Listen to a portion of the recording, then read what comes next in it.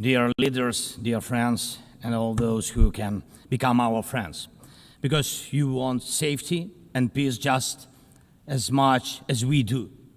Today, no one but ourselves can guarantee security. Only strong alliances, only strong partners, and only our own weapons. The 21st century isn't much different from the past. If a nation wants peace, it still has to work on weapons. It's sick. But that's the reality. Not international law, not cooperation. Weapons decide who survives. Excellencies, you know perfectly well international law doesn't work fully unless you have powerful friends who are truly willing to stand up for it. And even that doesn't work without weapons. It's terrible, but without it, things would be even worse. There are no security guarantees except friends and weapons. No Ukrainian choice this kind of reality. And knowing our people, they would have chosen a different priority. Ukrainians are peaceful people, but they are people who want to live freely in their own independent country.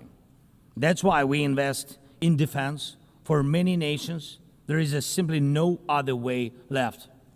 Nations can speak about their pain from stages like this, but even during bloodshed, there isn't a single international institution that can truly stop it.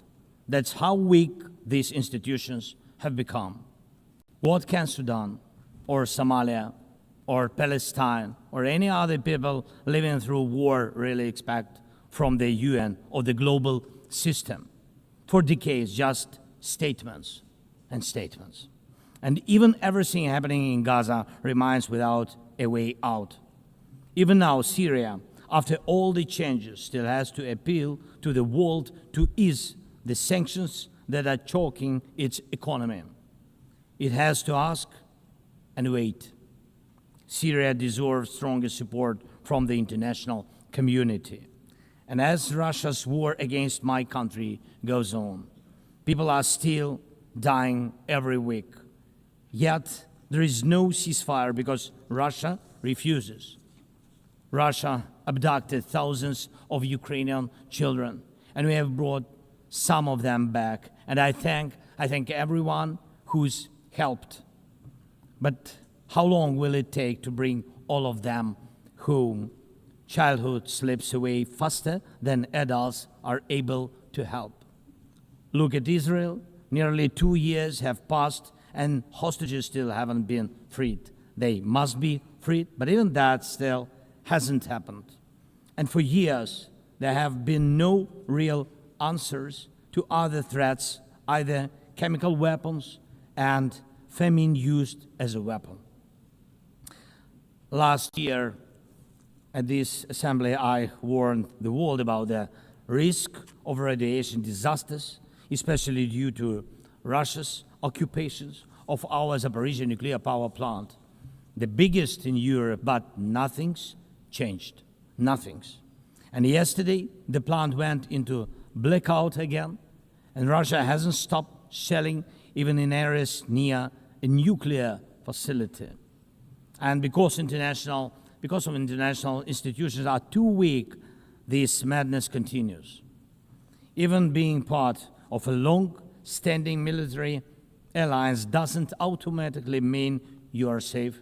Just recently, 19 simple Russian drones violated Polish airspace, and only 4 were shut down. Luckily, they were not Shaheeds or even worse. Otherwise, the results would have been horrific. Estonia had to call a UN Security Council meeting for the first time in history because Russian fighter jets deliberately entered its airspace. Moldova is defending itself again from Russia's interference. We are helping Moldova, and Russia's trying to do to Moldova what Iran once did to Lebanon. And the global response, again, not enough. We have already lost Georgia in Europe. Human rights and the European nature of the state system are only shrinking there. Georgia is dependent on Russia. And for many, many years, Belarus has also been moving toward dependence on Russia. Europe cannot afford to lose Moldova too. It's important to remember how the world once ignored the need to help Georgia after Russia's attack, and how the moment was missed with Belarus. How Moldova must not be lost. And for Europe, supporting Moldova's stability is not costly, but failing to do so would come at a much higher price. That's why the EU needs to help Moldova now with funding and energy support, not just words or political gestures. We must not forget about protecting the rights of people and the rights of nations in regions where these rights are under threat. The UN Charter and the Universal Declaration of Human Rights must apply everywhere. But the Taliban in Afghanistan dragged a whole country back into the dark ages. Cartels in some Latin America countries are more powerful than the government there. This is all about collapse of international law and the weakness of the international institutions. And so it's about the rise of weapons. Weapons decide who survives. Excellencies, yesterday President Trump stood right here in this hall, and God saved him from a murder attempt during the campaign. A shot was fired from a rifle, and just a fraction of an inch saved his life. Just days ago, President, along with hundreds of thousands of Americans, honored the memory of Charlie Kirk. Sadly, his life was cut short by a bullet. Once again, violence with a rifle in hand. We also mourn the Ukrainian woman, Irina Zarutska. She was brutally killed with a knife here in America, the very country where she was seeking refuge from Russia's war. And almost every day, when we open the news, we see headlines about violent attacks happening all around the world. Most of it is done with weapons. People are already used to, but weapons are evolving faster than our ability to defend ourselves. Now, there are tens of thousands of people who know how to professionally kill using drones. Stopping that kind of attack is harder than stopping any gun, knife, or bomb. This is what Russia has brought with its war. It used to be that only the strongest countries could use drones because they were expensive and complex.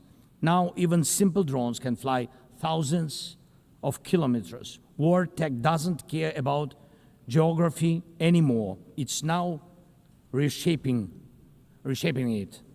Just recently, airports in Europe had to shut down because of drones. Authorities couldn't even say what kind of drones they were, who sent them, or from where.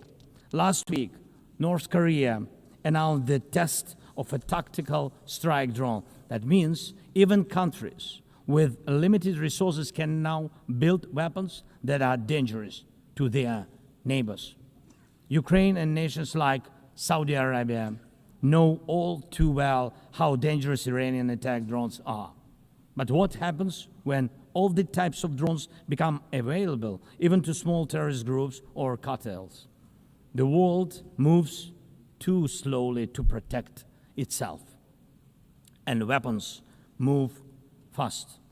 Now companies are already working on drones that can shoot down other drones, and it's only a matter of time, not much, before drones are fighting drones, attacking critical infrastructure, and targeting people all by themselves, fully autonomous and no human involved, except the few who control AI systems. Dear leaders, we are now living through the most destructive arms race in human history, because this time includes artificial intelligence. And if there are no real security guarantees except friends and weapons, and if the world can't respond even to old threats, and if there is no strong platform for international security, will there be any place left on Earth that's still safe for people? We need global rules now for how AI can be used in weapons, and this is just as urgent as preventing the spread of nuclear weapons. We need to restore international cooperation, real working cooperation for peace and for security. A few years from now might already be too late. 10 years ago, war looked different, and no one imagined that cheap drones could create dead zones, areas stretching for dozens of kilometers where nothing moves, no vehicles, no life. People used to imagine that only after a nuclear strike. Now it's drawn reality. Mass-produced, simple drones, and without AI yet. Ukraine doesn't have the big fat missiles dictators love to show off in parades, but we do have drones that can fly up to 2,000-3,000 kilometers. We had no choice but to build them to protect our right to life. Control over the sea used to depend on having a big navy. Ukraine doesn't have a big fleet, but we succeeded. In the Black Sea, we pushed what's left of the Russian navy into remote base. And we did it with sea drones. That's how we protect our ports and maritime trade routes, because Russia has left us no other choice.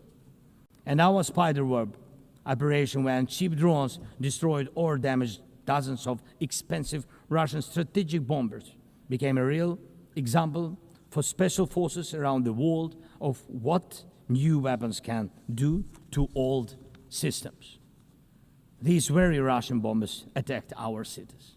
And none of this would have happened if Putin had not started this full-scale aggression, full-scale war. And every year that this war goes on, weapons become even more deadly. And only Russia deserves to be blamed for this. Dear leaders, to protect lives, Ukraine builds underground schools and underground hospitals. To protect lives, we have to spend more on protecting power stations from drone and missile attacks than on building sports facilities or cultural infrastructure.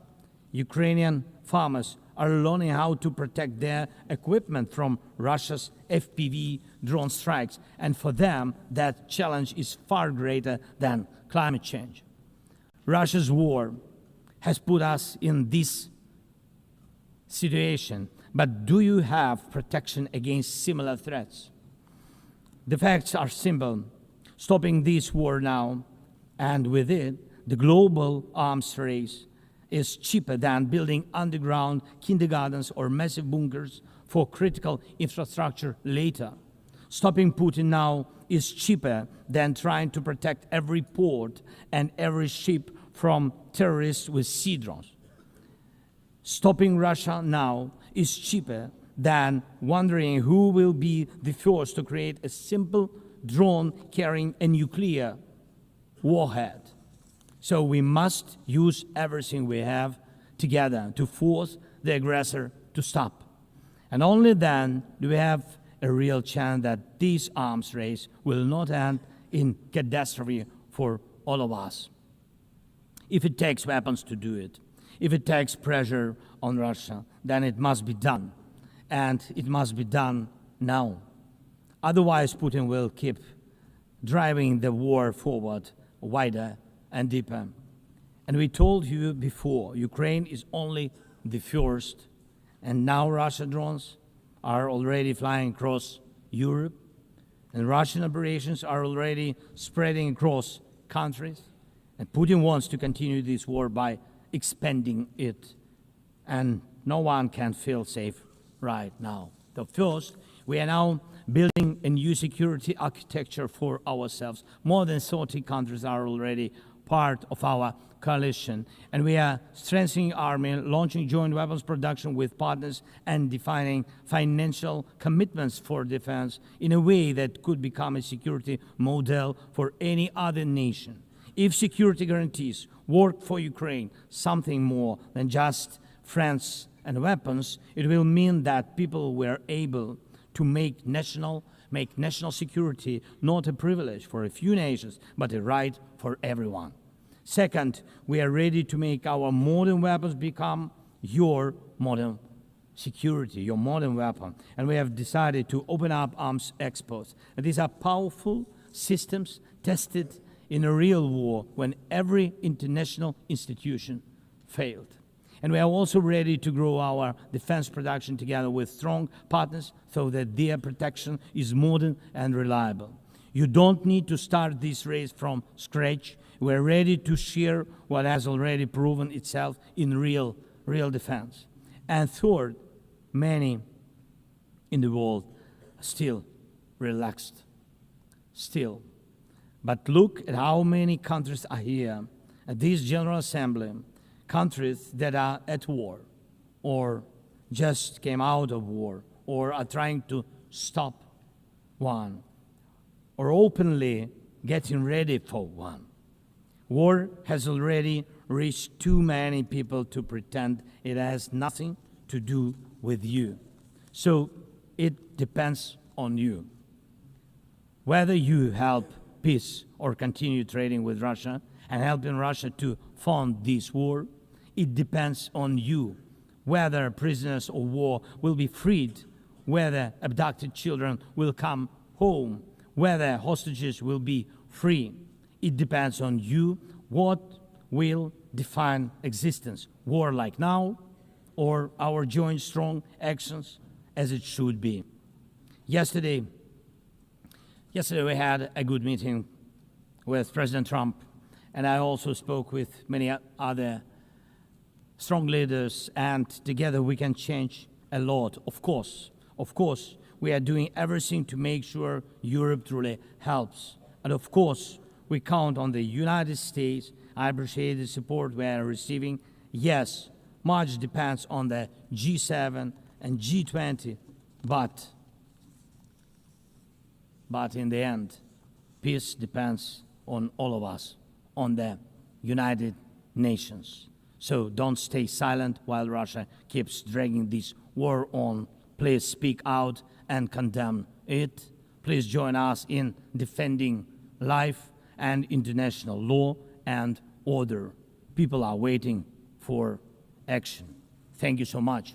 Slava Ukraini!